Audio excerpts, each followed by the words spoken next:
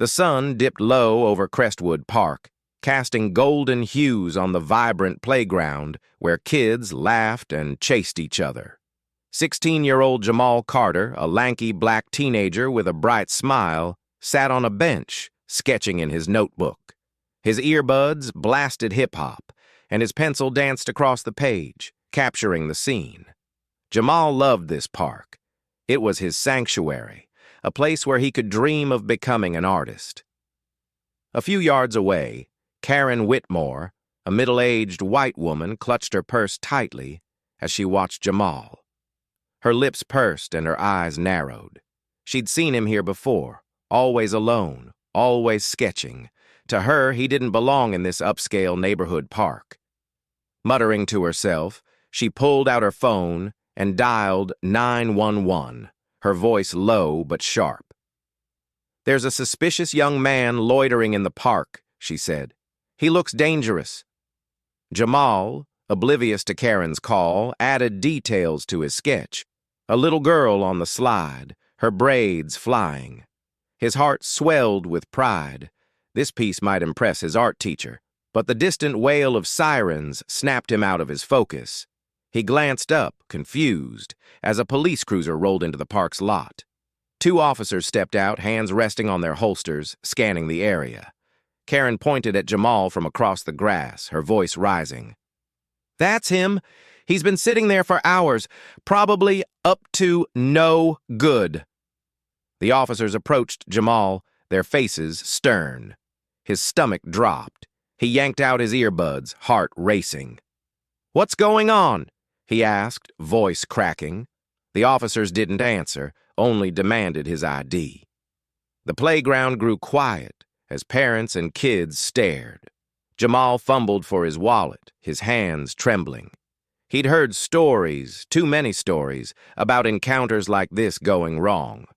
"I'm just drawing," he said, holding up his sketchbook. The older officer, Officer Daniels, glanced at it but didn't soften. "We got a call about suspicious activity," he said gruffly. The younger officer, Officer Ruiz, looked uneasy but stayed silent. Karen stood nearby, arms crossed, nodding as if vindicated. Jamal's mind raced. He thought of his mom, Doctor Alicia Carter, a woman who'd always told him to stay calm, to be respectful, no matter what. But fear gnawed at him. What if they didn't believe him? What if this was the moment his life changed forever? The crowd's whispers felt like a weight on his chest. Officer Daniels flipped through Jamal's sketchbook, his expression unreadable. "Why you out here alone?" he asked. Jamal swallowed hard. "I come here to draw. It's peaceful." His voice was steady, but inside he was unraveling. He glanced at Karen, who was now filming with her phone, a smug look on her face. The sight made his blood boil, but he kept his cool. Ruiz stepped forward, his tone softer. "You got anyone we can call to verify who you are?" Jamal nodded, giving his mom's number. "She's at work, but she'll answer." Daniels scoffed. "We'll see about that." As Ruiz dialed, Jamal's eyes darted to the crowd. A few kids he knew from school watched, wide-eyed. He felt exposed, humiliated, but clung to hope that his mom would fix this. Dr. Alicia Carter sat in her corner office at FBI headquarters, her desk stacked with case files. At 42, she was one of the youngest regional directors in the bureau, a trailblazer who'd shattered glass ceilings. Her phone buzzed, and she glanced at the unknown number. "Carter," she answered briskly. Officer Ruiz's voice came through, explaining the situation at the park. Alicia's heart stopped. She stood, her chair scraping the floor. "My son? You're detaining my son?" Her voice was steel, but panic flickered in her chest. She grabbed her coat and keys, barking orders to her assistant. "Clear my schedule. I'm leaving now." As she strode out, her mind raced. Jamal was her everything, her reason for fighting every battle. She wouldn't let this slide. Alicia sped through the city, her SUV's engine roaring. Her mind flashed to Jamal's childhood, his first sketch, his gap-toothed grin, the way he'd hug her after a long day. She'd raised him to be kind, strong. But she knew the world didn't always see him that way. The thought of him scared, surrounded by cops, fueled her anger. She gripped the wheel, her knuckles paling. Her phone pinged with a text from Jamal. "Mom, I'm okay. Just hurry." Her heart ached. She knew he was trying to be brave for her. She whispered a prayer, asking for strength, for him, for her. The park was 20 minutes away, but she'd make it in 10. No one messed with her son and got away with it. Back at the park, the officers kept Jamal standing, his sketchbook now on the bench. Karen hovered, still filming, narrating to her audience. "See? This is why we need to stay vigilant." Jamal's jaw clenched. He wanted to shout, to tell her he was just a kid, but he knew better. One wrong move, and this could spiral. A small crowd had gathered, some murmuring in support of Jamal, others echoing Karen's suspicions. A woman in the crowd, Mrs. Patel, who knew Jamal from the library, stepped forward. "He's a good boy. He's always here drawing." Daniels waved her off. "Ma'am, stay back." Jamal's eyes met Mrs. Patel's, and her kind nod gave him a flicker of hope. Alicia's SUV screeched into the park's lot, kicking up gravel. She stepped out, her tailored suit and FBI badge gleaming in the fading light. Her presence commanded attention, tall, poised, with eyes that could cut through steel. The crowd parted as she strode toward the scene, her heels clicking on the pavement. Karen's phone dipped slightly as she noticed Alicia. The officers froze. Ruiz, still holding his phone, stammered, "Ma'am, are you—" Alicia cut him off, her voice icy. "Doctor?" "Alicia Carter, FBI Regional Director." "That's my son you're harassing."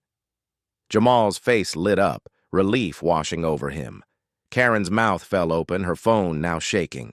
Alicia's gaze locked onto Karen, who shrank under the intensity. "You called the police on my son?" she asked, her tone calm but lethal. Karen stammered, I thought he was suspicious." Alicia stepped closer, her badge catching the light. "Suspicious? He's a 16-year-old artist. What's suspicious is you weaponizing 911. The crowd gasped, some pulling out their phones to record.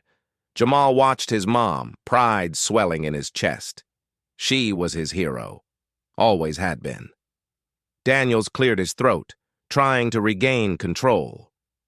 "Ma'am, we were just responding to a call." Alicia turned to him, her eyes narrowing. "And I'll be responding to your conduct." Karen's face flushed as she scrambled for words. "I didn't know he was your son. I was just being cautious." Alicia didn't blink. Cautious? Or prejudiced? The word hung in the air, heavy and undeniable. The crowd murmured, some nodding in agreement. Karen's eyes darted around, seeking allies, but found none. Jamal stepped forward, his voice soft but firm. "I was just drawing, ma'am. I didn't do anything." His words pierced the tension, raw and honest. Karen's lips quivered, but she said nothing. Alicia put a hand on Jamal's shoulder, her touch grounding him. "You're okay, baby," she whispered, her voice cracking for the first time. Daniels shifted uncomfortably, realizing the situation had spiraled. "We didn't mean to escalate, Director Carter," he said, his tone softer now. Ruiz nodded, looking genuinely apologetic. Alicia's eyes flicked between them. "You followed protocol, but you didn't question the call's validity. That's a problem." She pulled out her phone, dialing her deputy. "I want a full report on this incident by tomorrow," she said, her voice carrying. The officers exchanged glances, knowing their actions would be scrutinized.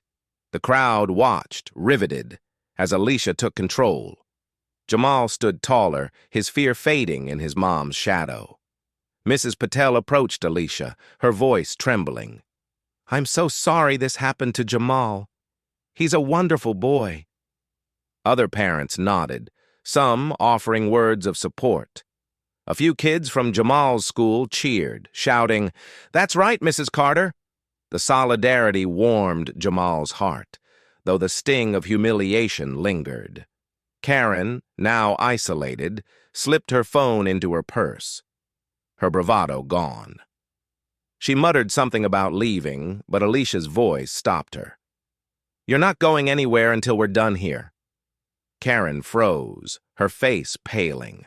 The crowd's eyes bore into her, a silent judgment that felt heavier than words. Alicia turned to Jamal, her eyes softening. "You want to say anything, son?" Jamal hesitated, then stepped forward, his sketchbook in hand. "I come here to draw because it's where I feel free," he said, his voice steady now. "I didn't think I'd have to prove I belong." He opened his sketchbook, showing his drawings to the crowd. Vibrant portraits of the park, the people, the joy. Gasps and murmurs rippled through the onlookers. Even Daniels leaned in, his stern face softening. Karen looked away, her shame evident. Jamal's courage sparked something in Alicia, a mix of pride and pain. One of the teenagers in the crowd, Maya, uploaded her video of the confrontation to social media, tagging it #JusticeForJamal. Within minutes, it was retweeted hundreds of times, comments flooding in. "This is unreal," one user wrote. Another posted, "That mom is a boss." The video captured Alicia's commanding presence, Jamal's quiet strength, and Karen's stunned silence. Back at the park, Maya approached Jamal, showing him her phone. "You're trending, man." Jamal blinked, overwhelmed. He'd never imagined his worst moment would reach so many. Alicia glanced at the video, her jaw tightening. She knew this could spark change, or backlash. But for now, her focus was her son. Alicia pulled Jamal into another hug, whispering, "I'm so sorry you went through this." Her voice was fierce, protective. She turned to the officers again. "I'm filing an official complaint, and I'll ensure your department reviews its bias training." Daniels nodded, knowing he had no ground to stand on. Ruiz looked like he wanted to say something, but held back. Alicia then faced Karen. "You owe my son an apology," she said. Karen's eyes darted, but the crowd's gaze pinned her.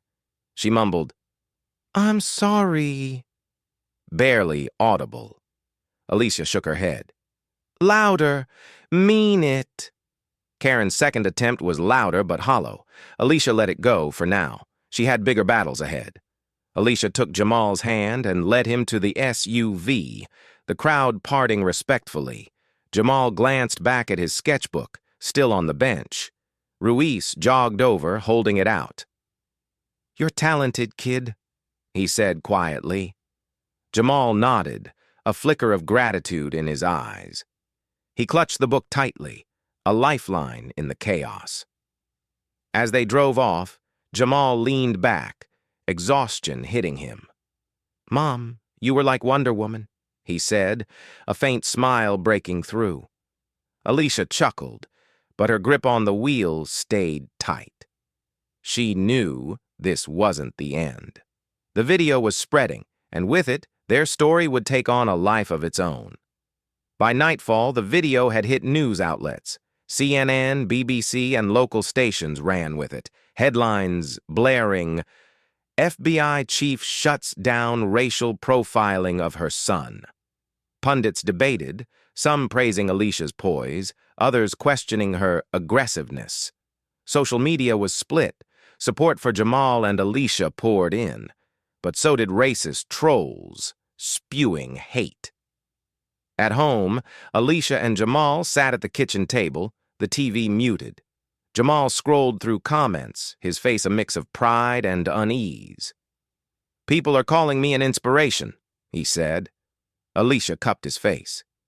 "You are an inspiration." But you don't have to be their martyr. Her words grounded him, a reminder of her fierce love. Flashback to Alicia's rise in the FBI. A single mom, she'd faced skepticism and microaggressions in a field dominated by men. She'd worked twice as hard, earning respect through grit and results. Her promotion to regional director was historic, but it came with pressure to be flawless. Every decision, every action was scrutinized. She'd always taught Jamal to navigate the world with caution and pride. "You're a Carter," she'd say. "We don't bow." But now, as she watched him, she wondered if she'd protected him enough. The park incident was a stark reminder of the dangers he'd face, no matter her status. Her heart ached with that truth. Jamal lay in his room that night, staring at the ceiling of his sketchbook open beside him. The day's events replayed. Karen's accusatory stare, the officer's cold questions, his mom's fierce defense. He felt angry, humiliated, but also inspired. His mom had always been his rock. Now, she was a legend. He picked up a pencil and began sketching.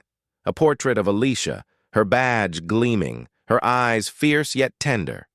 The drawing captured her strength, her love. "This one's going in a gallery one day," he whispered, a vow to himself. He'd turn this pain into something beautiful.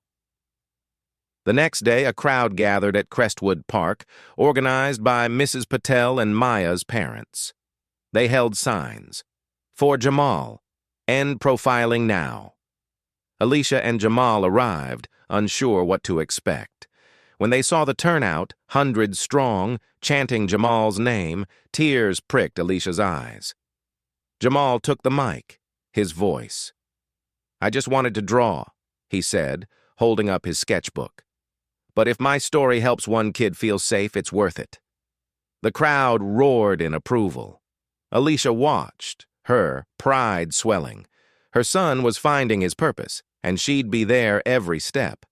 Karen's employer issued a statement distancing themselves, citing her actions as their values.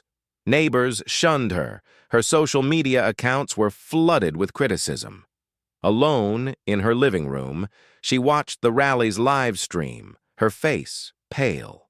For the first time, she questioned herself. Had she been wrong? A knock at her door startled her thoughts. It was Mrs. Patel, holding a flyer about bias training. "You can learn," she said gently. Karen hesitated, torn between defensiveness and shame. She took the flyer, her fingers trembling. A small step, but a start. Alicia met with the police chief, presenting a proposal for mandatory de-escalation and bias training. "This isn't just about my son," she said, her voice firm. "It's about every kid like him." The chief, impressed, promised to push for change. Alicia nodded, but she wasn't naive. She'd hold them accountable. Back at home, she checked her phone. Thousands of emails from across the country, parents sharing similar stories. She realized Jamal's incident had ignited a movement. She felt both empowered and burdened. This fight was hers, but for her son, she'd carry it. Jamal's sketches, shared online, caught an art gallery's attention. They invited him to display his work in a youth exhibit titled "Voices Unseen." Excited, but nervous, he spent hours perfecting his pieces, including the sketch of his mom. Alicia helped him prepare, framing each drawing with care. At the gallery opening, Jamal stood beside his work, heart pounding. Visitors gasped at his talent, moved by the emotion in his portraits. A critic approached, praising his raw perspective. "You're going places, young man," she said. Jamal grinned, feeling his dreams take root. Officer Ruiz visited the gallery off-duty. He found Jamal and apologized, admitting he'd been too quick to judge. "I'm taking the training," he said. "I want to make things right." Jamal nodded, offering a handshake. It wasn't forgiveness, but it was a start. Alicia watched from a distance, her heart softening slightly. She knew change was slow, but seeing Ruiz there gave her hope. She joined them, her presence steady. "Keep learning," she told Ruiz, her tone firm but encouraging. The moment felt like a small victory. Karen attended the bias training, sitting silently as others shared stories. A facilitator asked her to speak. She stood, voice shaky, and admitted her mistake at the park. "I was wrong," she said. "I hurt a kid." The room was quiet, but no one jeered. A black woman squeezed her hand, offering support. Karen later wrote a letter to Jamal vowing to do better. She mailed it, unsure if he'd read it.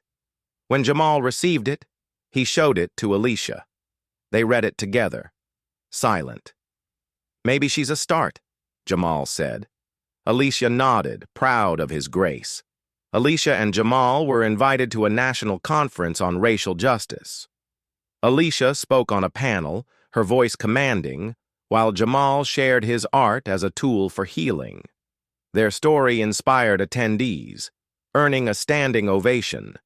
Jamal's sketch of Alicia was projected behind them, a powerful symbol. Backstage, a producer approached, proposing a documentary. Alicia hesitated. Her privacy was already thin, but Jamal nodded. "Let's tell our story, Mom." She agreed, knowing it was their chance to amplify others' voices. Their lives were no longer just theirs. As their story grew, so did the backlash. Hate mail arrived, some threatening. Alicia's security team tightened protocols, but she refused to back down. She sat Jamal down, explaining the risks. "We're scared," she admitted, "but we're Carters." Jamal nodded, his resolve mirroring hers. One night, a brick crashed through their window, a note attached. "Stop talking." Alicia held Jamal tight, her heart racing but her spirit unbroken. She called her team, vowing to trace it. This fight was bigger than fear. They'd face it together. Alicia's team traced the brick to a local hate group. A sting operation led to arrests, exposing a network of threats against activists. The news broke, with Alicia's calm leadership praised. She used the moment to call for unity, her words resonating nationwide. Jamal watched his mom on TV, pride swelling. He sketched her again, this time with a crowd behind her, holding signs of hope.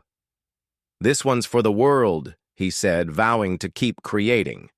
Their bond, forged in fire, was unbreakable.